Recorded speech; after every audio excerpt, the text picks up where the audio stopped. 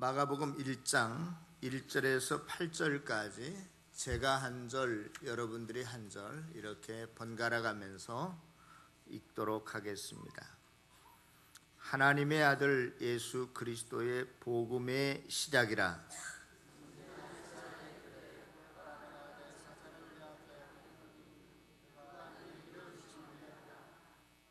광야에 외치는 자의 소리가 있어 이르되 너희는 주의 길을 준비하라, 그의 오실 길을 곧게 하라 기록된 것과 같이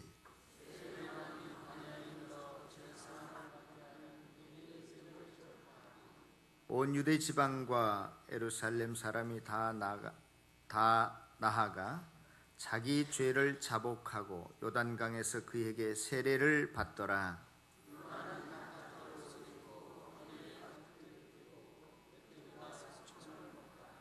그가 전파에 이르되 나보다 능력 많으신 이가 내 뒤에 오시나니 나는 굽혀 그의 신발끈을 풀기도 감당하지 못하겠노라.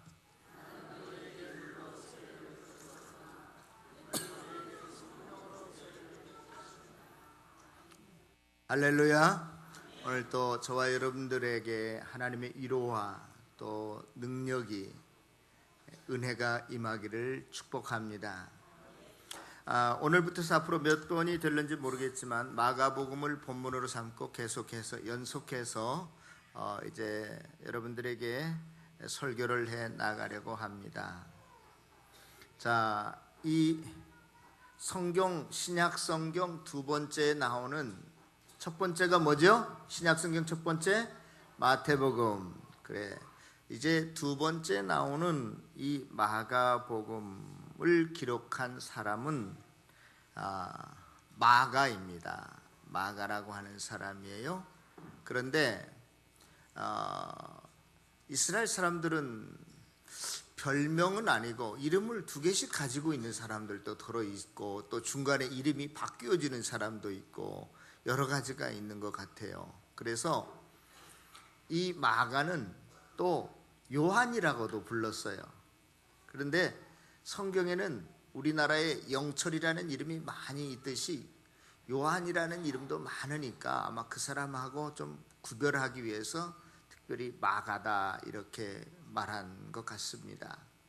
어느 성경에는 그 사도행전에 보면 마가라 하는 요한이 그렇게도 기록되어 있거든요. 그러니까 이름을 동시에 두 개 이렇게 쓰여진 사용한 경우도 있고요. 아무튼 오늘 이 마가복음을 기록한 마가라고 하는 사람은 어떤 사람이냐? 신약 성경을 처음에 쓴 그 마태라고 하는 사람은 예수님의 12제자 중에 하나였거든요. 그래서 두 번째 신약 성경을 쓴 이 마가복음을 기록한 마가도 예수님의 제자였을 것이다, 그렇게 생각이 들지만 실은 예수님의 제자 12명의 제자의 명단을 보면 마가는 예수님의 12제자가 아니었습니다. 그러면 마가는 어떤 사람이었냐면 사도행전에 성령과 지혜가 충만한 바나바라고 하는 사람이 나오는데 이 바나바는 특별히 우리가 잘 아는 바울과 함께 팀을 이루어서 복음 전도를 많이 한 사람이에요. 그런데 그 바나바의 조카였습니다, 이 마가는요. 그래서 바나바와 바울이 둘이 팀이 이루어져서 선교사로 떠날 때 그 수행원처럼 처음에 따라갔던 사람이에요. 그리고 또다시 이제 돌아와서 안디옥 교회라고 하는 곳에서 바울과 바나바를 선교사로 최초로 파송했을 때 이제 1차적으로 선교하고 다시 돌아와서 안디옥 교회에서 두 번째 선교 여행을 떠날 때 바울이 이 마가 요한을, 이 마가복음을 지은 이 마가를 데리고 가지 않으려고 그래요. 그런데 자기의 조카였던 바나바는 아니다, 우리 마가도 좀 데리고 갔으면 좋겠다. 그래가지고 그것 때문에 싸워가지고 바울은 바울대로 가고 바나바는 바나바대로 간 적이 있습니다. 아무튼 이 마가는 그러한 사람이었고, 또 마가는 오순절 날에 성령이 임하기 전에 약 120여 명의 성도들이 모여서 누구의 다락방에서 열심히 기도했다고요? 마가의 다락방, 그 마가예요. 자, 오늘날도 자기 집에 120명이 들어갈 수 있는 아파트에 사는 사람 손 들어보세요. 자기 집이 120명은 들어갈 수 있다는 아파트 없어요. 한 사람도 우리 교인들 중에는. 그런데 지금부터 2000년 전에 자기 집에 120명, 다락방에 102층이 120명을 수용할 수 있는 집에 살았다라고 하는 것은 그 사람이 가난한 사람이었을까, 부자였을까? 큰 부자였을 것, 틀림없는 사실이에요. 그래서 이 마가는 굉장히 부자였을 것이다, 그렇게도 생각이 듭니다. 또 베드로하고도 좋은 친구였어요. 베드로전서 5장 13절에 보면 베드로가 이 마가를 가리켜서 내 아들 마가도 그러하니라 그랬어요. 이 마가를, 친구를 가리켜서 뭐라고요? 아들이고, 아마 나이는 좀 차이 났던 것 같아요. 베드로가 더 많고 마가가 나이가 어렸던 것 같은데 좋은 친구였는데 자기가 낳은 아들처럼 이렇게 이야기하는 것을 보면 베드로와도 아주 친밀한 관계였던 사람이었다라고 하는 것 분명합니다. 분명히 마가는 12제자 중에 들어가 있지 않는 인물이지만 성경을 기록할 정도로 정통해 있었고 복음에 분명히 사로잡혀 있었고 모든 사실을 잘 알고 있는 사람이었기 때문에 사도는 아니었지만 그가 쓴 글을 보면 사도성을 인정할 만한 비중 있는 인물이었다, 그렇게 성경학자들은 이야기를 합니다. 자, 그러면 이 마가가 쓴 이 마가복음은 어떠한 성경책인가? 대략적으로 여러분들에게 말씀을 드리자면 이 마가복음은 신약 성경에 몇 번째 나와요? 2번째 나와요. 그런데 마태복음 앞에 있는 마태복음이나 다른 복음서와 비교해 보면 아주 짧아. 그리고 그 어투도 거칠어. 유연하지도 못해. 문장이 부드럽지도 못해. 그래서 사람들은 이 신약성경 2번째 나오는 마가복음을 마태복음의 축소판이다, 또 마태복음을 보고 좀 뺏기거나 좀 요약한 그러한 성경책이다, 이렇게 여겨져서 5세기까지는 마가복음에 대한 주석서가 하나도 없었어요. 그래서 5세기 때 가서야 그 안디옥에 빅토르라고 하는 신학자가 있는데 처음으로 마가복음을 좀 공부하려고 해도 아무런 주석서가 없기 때문에 최초로 5세기 정도에, 그러니까 다른 성경이 기록한 다음에 한 400년쯤 지나서야 최초로 마가복음에 관한 주석서와 문서들이 나오기 시작했다. 그만큼 다른 복음서의 그늘에 가려진 그러한 성경책이었다. 그러다가 19세기, 그러니까 지금으로부터 한 200년 전에 와서야 비로소 아니다, 이 마가복음은 마태복음보다 실은 먼저 기록한 성경책이다. 왜냐하면 더 문체가 투박하고 거칠을수록 그것은 원전에 가까운 것이고, 그것을 보고 후대에 기록한 사람들은 그것을 미사어구나 문장을 다듬어서 더 유려하게 화려하게 썼기 때문에 도리어 마가복음을 보고 마태복음을 아마 누가 기록했을 것이다, 이렇게 주장한 학자들이 이제 나타나기 시작했어요. 그래서 19세기 이후부터서야 신학자들이, 목회자들이 이 마가복음에 대해서 이제 관심을 갖게 됩니다. 그래서 마가복음이 과연 어떻게 기원되었는가, 문학적인 장르가, 신학적인 주제가, 문학적인 특성들이 어떠한 것인가, 이제 연구가 쏟아져 나오기 시작이 됩니다. 자, 마가는 마가복음을 기록할 때 단순히 다른 복음서처럼 예수님이 어디서 태어나고 무슨 일을 하고 그냥 단순한 나열식의 그러한 행적만 기록한 것이 아닙니다. 또 요즘은 성경을 해석할 때요, 많은 주석가들이나 신학자들이 어떠한 인간적인 관심이나 심리학적인 접근 방법을 많이 택하거든요. 그러니까 그러한 전혀 기미가 보이지 않는 게 이 마가복음이에요. 아주 원색적입니다. 직설적으로 기록했고요. 또 한편으로는 뭐냐면 많은 성경의 기록자들이 어떠한 영적인 실현, 실체, 현재 여기서라고 하는 그 관점에서 성경을 많이 기록했는데요, 이 마가는요 그런 것보다도 육신의 몸을 입고 이 땅에 오신 그 예수님의 역사적인 삶, 지금 현재성보다는 바로 그때 거기서 그 역사적인 이야기들을 그대로 전달하려고 노력했다는 특징이 있습니다. 아까도 말씀을 드렸지만 이 마가는 다른 성경책에 비해서 좀 투박하고 거칠고 또 다른 특색이 하나 있는데, 이 성경을 기록해 나갈 때 얼마나 급한지 몰라요. 한번 볼까요? 우리 1장을 다 같이 한번 찾아보겠습니다. 예수님께서 이제 세례를 받으시고 10절에 보면 어떤 단어로 시작되어 있어요? 곧 하늘에서 물에서 올라와서 하늘의 갈라짐과 성령이 비둘기같이 내려오는 보시더니, 그 다음에 그것 떠나서 12절에 보면 성령이 어떻게 예수를 광야로 몰아가셔요? 곧. 그 다음에 안드레와 시몬을 부른 다음에 그들을 부르니까 18절에 그들이 어떻게 했어요? 곧 그물을 버려두고 예수를 떠났대요. 또 야고보와 요한을 보셨는데 그를 어떻게 부르세요? 곧 부르세요. 21절에 넘어가겠습니다. 그들이 가버나움에 들어가니라 예수께서 어떻게 안식일 회당에 들어가서? 곧. 28절에 예수의 소문이 즉시로 곧 온 갈릴리 지방에 퍼지더라. 또 30절에도 시몬의 장모가 열병으로 누워있는데 사람들이 곧 그 여자에 대하여 예수께 여짜온데, 막 얼마나 한 장면들이 넘어갈 때 급하게 갑작스럽게 막 넘어가는지 몰라요. 그런데도요, 이렇게 뚜벅뚜벅 거칠게 걸어가는 듯한 그 내용 속에서도 분명한 목적이 있어요. 목표가 있어요. 무엇을 하든지 그것이 어디에 초점이 맞춰져 있냐면, 이 마가복음에서는 예수님의 순환, 고난, 십자가의 모든 것이 포커스가 맞춰져 있어요. 그러니까 다시 말해서 이 마가복음은 여러 많은 등장인물들과 사건들과 기적들이 나타나는데, 그 모든 것은 무엇을 향해 초점이 맞춰져 있다? 예수님의 죽음, 십자가에 맞춰져 있다라고 하는 그런 특징이 있습니다.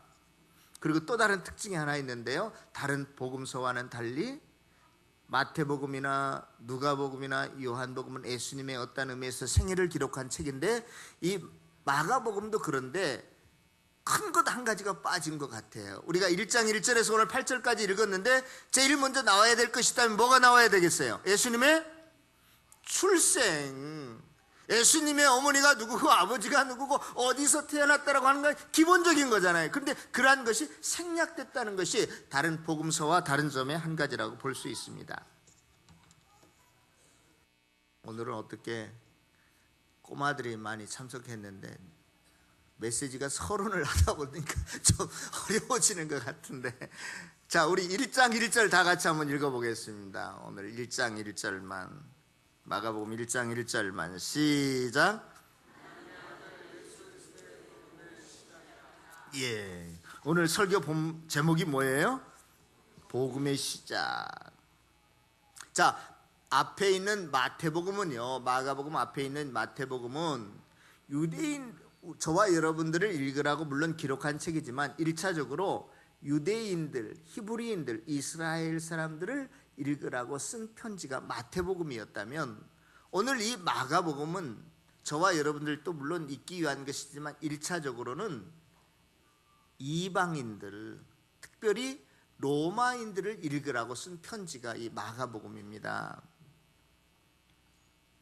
당시 로마인들은요, 어떤 사람들이었냐면, 또 그 당시 로마인들이 그 지중해 연안과 전 세계를 다 지배하다시피 아주 강력한 그 제국을 이루고 있었는데요, 그 속국의 사람들에게는 어떠한 사람들이 있었냐면 캐럭스라고 하는 사람들이 있었어요. 이 캐럭스라고 하는 단어에서 캐리그마, 선포라고 하는 단어가 나왔는데, 이 캐럭스라고 하는 사람들은 어떤 사람들이었냐면 황제의 생일이랄지, 또 새로운 황제가 즉위한다랄지, 어떠한 승전보를 알릴 때, 또 어떠한 승전일의 기념일을 알릴 때 이 캐릭스들이, 황제의 전령들이 각 지방마다 마을마다 다니면서, 야, 내일이 황제의 생일이야, 내일이 승전일이야, 또 새로운 황제가 내일 즉위해, 이러한 기쁨의 소식을 알리는 사람들이 있었단 말이죠. 고대 문서에 아우구스투누스라고 하는 로마의 황제가 나오는데, 아우구스투누스의 복음이다, 이러한 말이 나타나는 문서가 있어요. 다시 말해서 아우구스투누의 생일이나 아우구스트에 대한 좋은 내용들을 뭐라고 말했냐면 복음이다 그랬어요. 복음이라고 하는 헬라어는 유앙겔리온이라는 단어인데, 유와 앙겔리온이라고 하는 단어가 합쳐져서 만든 단어죠. 유라고 하는 것은 굿, 좋은 그런 뜻이고, 앙겔리온이라고 하는 것은 뭐예요? 소식, 뉴스를 의미하는 거예요. 그래서 유앙겔리온은 좋은 소식이다, 굿 뉴스다 그런 뜻입니다. 굿 뉴스다. 누가 이 굿뉴스를 전하고 다녔어요? 카력수라고 하는 사람이. 특별히 누구에 한정되어서 황제에게만 붙여진 그러한 특수한 용어였어요. 왜냐하면 어떠한 의미에서 그 당시 사람들에게는 황제만이 인간들에게 기쁨을 줄 수 있고 용기를 줄 수 있고 삶의 어떤 의미와 가치를 부여하고 먹을 것 입을 것 누가 내려준다고 생각했어요? 이 황제가, 또 황제가 사람을 얼마든지 죽이고도 살릴 수 있었습니다. 그래서 그 당시 모든 사람들은 실은 황제를 위해서 살고 죽고 그러한 시대였어요. 그런데 갑자기 마가가 나타나서 누구의 복음이라고 말해요? 예수님의 복음이라고 선언하는 거예요. 여러분 놀라지 않으세요? 그 당시 복음이라고 하는 낱말은 오직 황제 앞에만 붙여진 그러한 낱말이었는데, 갑자기 마가가 나타나서 아니야, 황제의 복음이 아니라 예수님의 복음이야, 이런 선포를 했다는 거예요. 여러분, 북한에서 요즘 말이에요, 남한에서 자꾸 뭘 올리지 말라고, 삐라를 뿌리지 말라고 막 항의를 하는가 봐요. 북한에서의 김정은은 어떤 거예요? 최고의 뭐 존엄이다 그런 이야기를 하는데, 김정은이야말로 백두혈통, 뭐 김일성의 혈통을 이어받은 정말로 적자다 이렇게 막 선전을 하는데, 그게 아니다 이런 내용을 하니까 자기의 최고의 우상과 같은 사람을 자꾸 폄하하고 비난하니까 아마 속이 상한가 봐요. 그런데 만일 북한 정권에 거기 있는 사람들에게 야, 김정은이는 가짜야, 다른 게 진짜야 이렇게 이야기하면 북한 사람들이 벌떼처럼 들고 일어날 거예요. 마치 그러한 상황이었단 말이에요. 그 당시 2000년 전에는 이 복음이라고 하는 낱말을 황제 앞에서나만, 또 황제의 좋은 일에만 그 단어를 썼는데, 갑자기 마가라는 사람이 나타나서 예수님의 복음이야 이런 이야기를 했으니 그 당시 사람들은 다 그냥 정말로 놀래 자빠질 일이에요. 폭탄과 같은 선언이었다고요. 황제 대신 누가 저와 여러분들에게 좋은 소식을 준다는 거예요? 예수님이, 예수 그리스도가 저와 여러분들에게 진정으로 기쁨을 주고 용기를 주고 생명을 주고 희망을 주는 사람은 황제가 아니라 누구라는 거예요? 예수님이다, 그러한 이야기예요. 놀라운 일이에요. 생전 듣지도 보지도 못한 소식이었어요. 경천동지할 만한 사건이었습니다. 이 말은 다시 말해서 이제 이 세상이 새로운 세상으로 변화되었다는 것입니다. 이제는 황제가 통치하는 세상이 아니라 온 우주 만물을 통치하는 분은 하나님이시요 예수 그리스도라고 하는 선언이 이 안에 포함되어 있어요. 믿습니까? 이제는 저와 여러분들이 살아가는 삶의 판을 바꿔야 되겠다는 거예요. 여러분, 제가 지금 단추를 끼웠는데 첫 단추가 잘못 채워지면 끝까지 어떻게 해요? 단추가 잘못 채워지잖아요.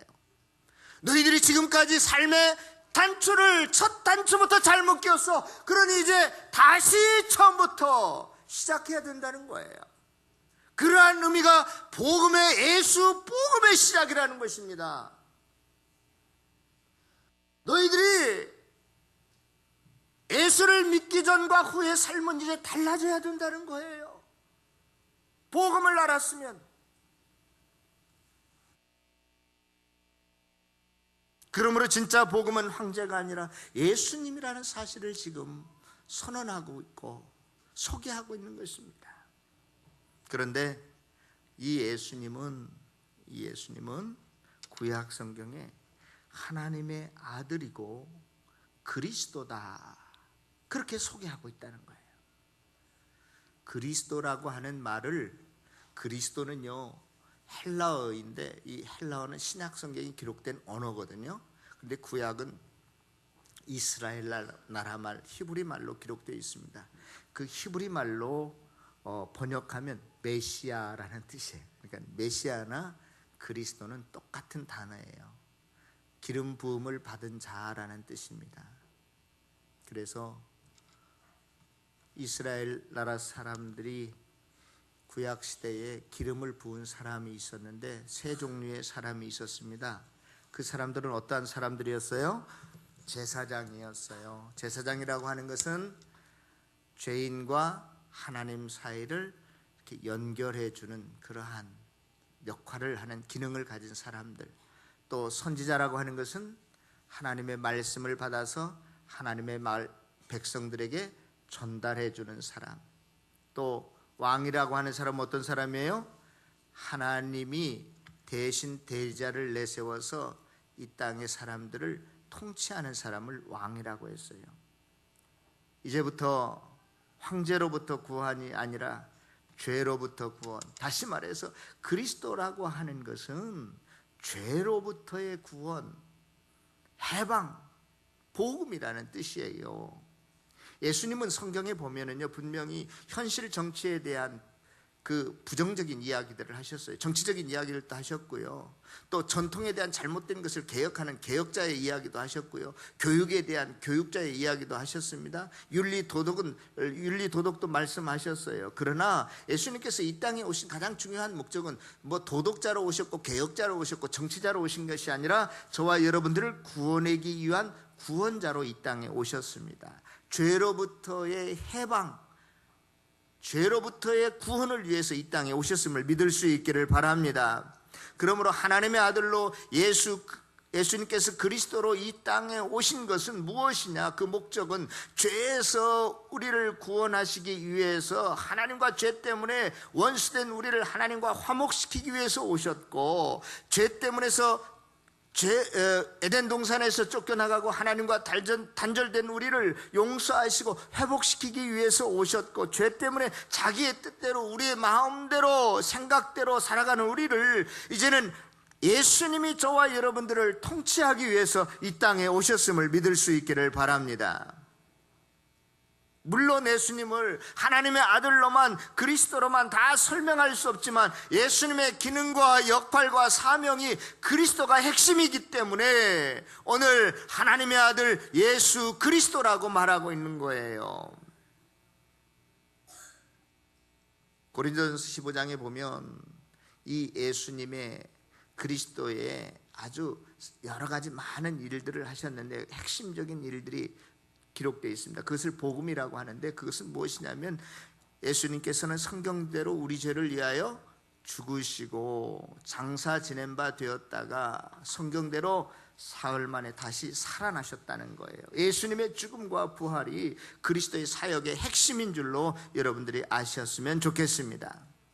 그래서 예수의 죽음과 부활이 우리의 죄를 청산하고 우리의 삶의 이유와 목표와 방법을 송두리째 바꿀 수 있는, 판을 뒤집을 수 있는, 새로 짜는 시작하는 그러한 출발점이 된다는 거예요. 사랑하는 성도 여러분, 그러므로 이 예수님을 몰랐을 때와 알았을 때는 분명히 달라져야 돼요. 예수님을 몰랐을 때와 예수님을 영접한 후의 삶은 완전히 달라져야 됩니다. 내가 과거 예수를 모르고 살았던 삶의 이유와 방법이, 다시 말해서 우리의 인생관과 가치관과 역사관과 이러한 모든 것들이 그대로 있다면 그 사람은 아직도 예수를 영접하지 않은 사람, 복음으로 시작되지 않은 사람이나 마찬가지일 수 있어요. 내가 예수님을 영접했다고 하면서, 복음으로 시작됐다고 하면서 복음을 몰랐던 때, 예수님을 영접하지 않았을 때 돈을 생각하는 것과 지금 돈을 생각하는 것이 똑같다면 그 사람은 뭐예요? 아직도 복음의 시작이 안 된 사람이요. 이 굉장히 중요한 말이에요. 목사님, 내가 예수님을 영접한 다음에는 내 통장 관리를 다시 하고 있습니다. 이러한 고백들이 나와야 된단 말이에요. 내가 직장에 가서, 일터에 가서 일하는 모습이 달라졌습니다. 사람들이 뭐 때문에 네가 이렇게 달라졌냐고 말을 하더군요. 이러한 고백들이 저에게 좀 들려왔으면 좋겠어요. 예수를 영접하고 난 다음에도 저 사람이 예수를 영접했는지 안 했는지 똑같이 살아가면 그 사람은 예수를 진정으로 영접하지 않았을 가능성이 많은 사람이에요. 우리 친구들도 마찬가지. 예수님을 영접하기 전과 예수님을 영접한 후에 공부하는 태도도 달라져야 돼.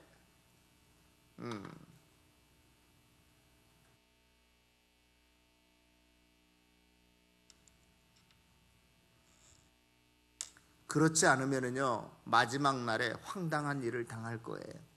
마태복음 7장에 보면 마지막 날에 심판 날에 어떤 사람이 왔어요. 내가 주님의 이름으로 선지자 노릇도 하고 뭐 병도 고치고 귀신도 쫓아내고, 요즘 이야기로 말할 것 같으면 내가 선교사 노릇도 하고 목사 노릇도 하고 목자 노릇도 하고 뭐 또 했는데 주님 나 잘 아시죠? 주님 뭐라고 말씀하셨어요? 네가 뭐 권사라고? 나 너 모르겠는데? 그렇게 이야기한다는 거야. 네가 목사라고? 나 너 모르겠는데? 모르겠다는 정도가 아니라 이 불법을 행하는 나쁜 놈들아 다 내게서 떠나가라. 막 이렇게 책망하시는 거예요. 왜 그랬어요? 왜? 다들 지 멋대로, 지가 좋을 대로, 지 생각대로 이 땅을 살았기 때문에 그랬어요. 성경에 그 부분을 자세히 보세요. 자기는 나름대로 열심히 헌금을 하고 주님께 충성 봉사하고 그런다고 했지만 다 자기 생각, 자기 분위기, 감정 따라서 교회 나갈 때는 나가고 말 때는 말고, 목장 모임에 참석할 때는 참석하고 그렇지 않을 때는 말고, 대충 자기 형편에 모든 것을 자기 중심으로 해서 살았기 때문에 주님께서 나 너 모르겠단 말이야. 네가 뭐 때로는 뭐 목사 노릇 했을런지 모르지만 나 너 모른다니까. 내가 너 천국에 들여보낼 수 없어. 여러분 정신 차려야 돼요. 우리는 나름대로 주님 믿는다고 지금까지 일생 동안 살아왔는데 주님 앞에 서서 주님께로부터 야 너 절로 가라, 저기가 어디요? 지옥에나 떨어져라, 이렇게 한다면 어떻게 하실 거예요? 복음의 시작이 되지 않으면 이렇게 됩니다. 다 자기대로 자기 마음대로. 우리가 지난주까지 사사기를 묵상했잖아요. 사사시대의 특징이 뭐라고 그랬어요? 왕이 없으므로 자기 옳은 소견대로 다 행했어요. 그런데 그 옳은 소견이 뭐냐? 다 지옥 갈 그러한 생각들, 방법들이었다고요. 저와 여러분들이 분명히 달라져야 됩니다. 복음으로 시작했다면, 삶을 예수 그리스도를 영접했다면 달라져야 돼요. 그저 교회의 뜰만, 마당만 밟고 왔다 갔다 하지 않는 사람들 되어지기를 바랍니다. 이사야서 1장에 보면 이렇게 기록되어 있어요. 너희의 무수한 재물이 내게 무엇이 유익하냐? 나는 수양의 번제와 살찐 짐승의 기름에 배불렀고 수송아지나 어린 양이나 또 순염소의 피를 내가 기뻐하지 아니한다. 이것들을 누가 너희에게 언제 내가 요구했느냐, 바랬느냐? 내 마당만 밟고 너희들이 왔다 갔다 한다. 너희들이 진정한 내 백성들이 아니라 그저 교회만 왔다 갔다 하는 사람들이야. 이렇게 주님께서 책망하시는 것 우리가 볼 수 있습니다.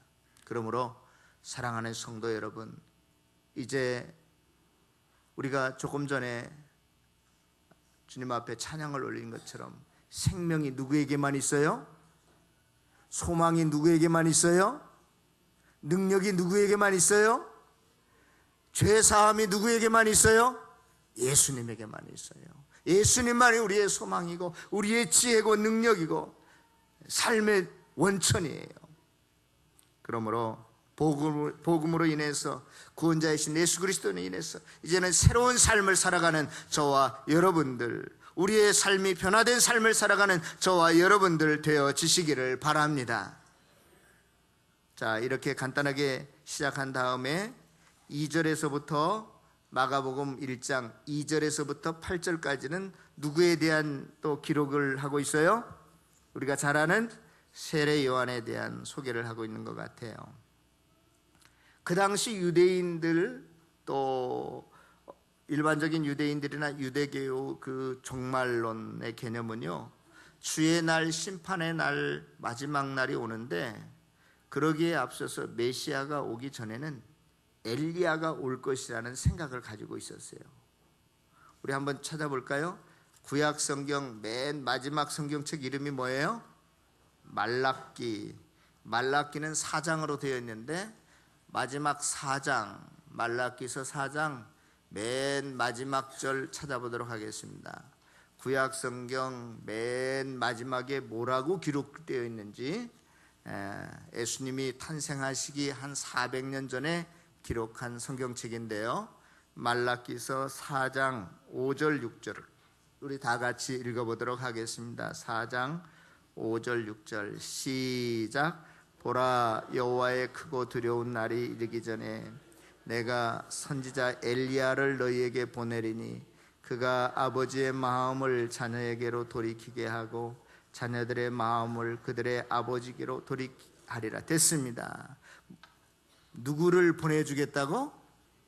엘리야는 이미 죽었는데 엘리야를 다시 보내주겠다고 그렇게 지금 말을 해요. 그러니까 유대인들이 400년 동안 누구를 기다렸느냐? 엘리야를 기다렸어요. 엘리야가 오면 메시아가 나타나서 이 세상을 심판할 거기 때문에, 우리나라와 민족을 구원할 것이기 때문에.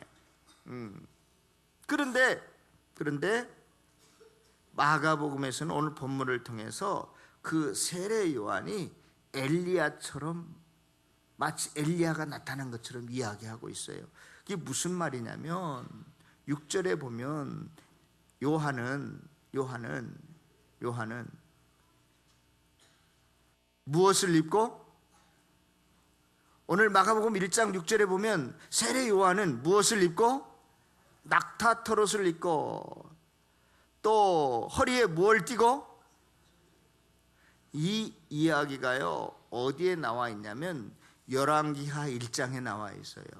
북쪽 이스라엘의 8번째 왕인 아하시아가요 난간에서 떨어져 죽게 됐어요. 그러니까 이 아하시아 왕이 사자를 보내어서, 누구한테 사자를 보내냐면 여러분들이 잘 아는 이방신 바알세불에게 사자를 보내서 내가 죽을 건지 살 건지 알아오도록 했어요. 그런데 하나님께서 엘리야에게 너 일어나서 그 왕이 보낸 사자를 만나라. 그리고 그 사자한테 가서 이렇게 말합니다. 이스라엘에 하나님이 없어서 바알세불에게 물으려 하느냐? 여호와의 말씀이 네가 올라간 침상에서 너 내려오지 못하고 죽을 것이다. 아니, 아하시아 왕이 금방 자기가 보낸 사자들이 왔어요. 왜 이렇게 빨리 왔느냐 그랬더니 어떤 선지자가 나타나서 왕이 그 침상에서 내려오지 못하고 죽을 것이라고 말하던데요. 아니, 그 사람 모습이 어떻게 생겼느냐 그랬더니 털이 많고 가죽을 띄었나이다 그렇게 말합니다. 그러니까 아하시아 왕이, 그 사람이 바로 엘리야야. 일부러 엘리야의 모습을 지금 그리고 있어요. 그리고 있다고요. 마가뿐만이 아니라 모든 다른 신학자들도 이 세례 요한을 구약에 하나님께서 다시 엘리야를 보내주겠다라고 하는 그 사람으로 다들 해석하고 있습니다. 구약에 약속된 그 메시아가 나타나시기 전에 엘리야가 와서 아버지와 자녀들의 마음을 돌이키게 해서 서로들 연결시켜주는 역할을 할 것인데, 즉 주님의 오심을 준비하고 그분이 오실 길을 곱게 하는데, 예수님의 오심을 준비하고 예수님의 오실 길을 곱게 하는 세례 요한의 일이 무엇인가? 그러면 그것은 죄 용서를 위한 회개의 세례를 베풀었다는 거예요. 그래서 요한 앞에 뭘 붙여요? 세례를 붙여요. 세례 요한이라고 우리가 그렇게 부릅니다. 여러분, 회개의 세례를 선포했다는 것이 무엇입니까? 회개라고 하는 것은요, 단순한 감정, 눈물을 흘리고 끝나는 것이 아니에요. 자기의 인격 전체, 삶 전체가 포함되는 것, 변화된 것이 포함된 것까지를 의미하는 것입니다. 많은 사람들이요, 회개를 했다 그러면 옛날에 눈물 한번 흘려서 그것을 회개라고 생각하는데 그게 회개가 아니에요. 내가 예수 믿기 전에는 도둑질한 거, 또 남의 물건 훔친 거, 또 거짓말한 거, 이런 것들을 회개한다라고 할 때는 거짓말 안 하는 거, 도둑질 안 하는 것만으로 끝나는 것이 아니라 이제는 하나님이 기뻐하시는 일을 행하는 거예요. 남을 도와주고 남을 섬기고 그런 것까지를 해결하고 이야기하는 거예요.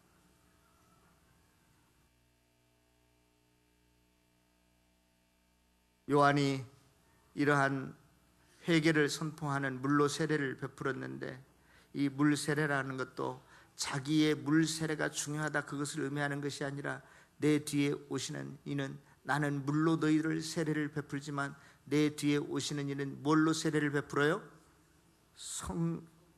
무엇으로? 성령으로. 성령으로 세례를 베푼다는 거예요. 여러분, 세례라고 하는 뜻은 우리가 화장실에 가서 손을 어떻게 해요? 씻는다, 그러한 뜻도 있고, 칼로 잘라낸다, 그러한 뜻도 있고, 구별된다, 그러한 뜻도 있어요. 물로 세례를 베푼다라고 하는 어떤 깨끗한 것, 세상으로부터 단절, 이런 것들을 의미하는데, 이제 내 뒤에 오시는 예수님은 너희들에게 성령으로 세례를 베풀 것인데, 성령은 또 무엇으로도 성경에 많이 상징되냐면 불로도 불로도 상징되잖아요. 그래서 불이라는 것도 우리를 깨끗게 하고 정화시키고 세상으로부터 단절을 시키고 그런 것들을 똑같이 의미해요. 진정한 씻김과 세상의 악으로부터의 단절과 구별은, 새로움은요, 성령으로 일어날 수 있다는 거예요. 우리를 구원하시되 중생의 씻음과 성령의 새롭게 하심으로 하셨다라고 디도서 3장 5절에 말하고 있습니다.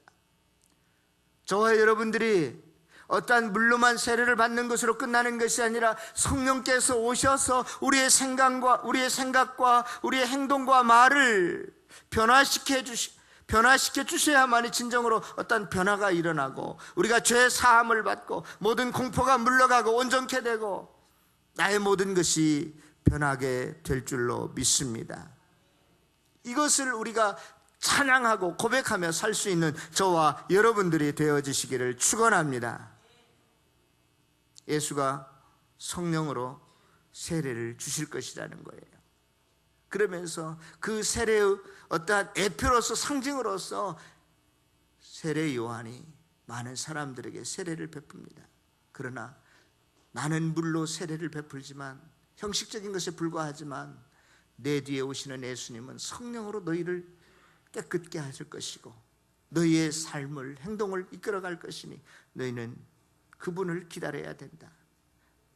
많은 사람들이 그렇게 성스럽게 생활하는 세례 요한들에게 관심이 모아졌어요. 그럴 때 세례 요한이 또 뭐라고 말하냐면, 너희들이 나를 따르지 말라. 나는 내 뒤에 오시는 분과 나와 비교하면 나는 그의 신발끈을 풀기에도 또 맺기에도 부족한 그러한 사람이다. 그러므로 저와 여러분들은 우리에게 모든 것을 주시고 죄 사함을 주시고 우리에게 능력과 지혜를 주시고 우리에게 삶의 의미를 주시고 가치를 주시는 그 예수님만을 바라보며 예수님만을 믿고 남은 생애를 살아갈 수 있는 저와 여러분들이 다 되어지시기를 축원합니다. 그분이 성령도 주실 거예요. 성령이 오시면 내가 할 수 없는 일들도 행하게 하실 것입니다. 주님의 놀라운 지혜와 능력도 체험하며 경험하며 살아가는 저와 여러분들이 다 되어지시기를 다시 한번 주님의 이름으로 축원합니다. 기도하겠습니다.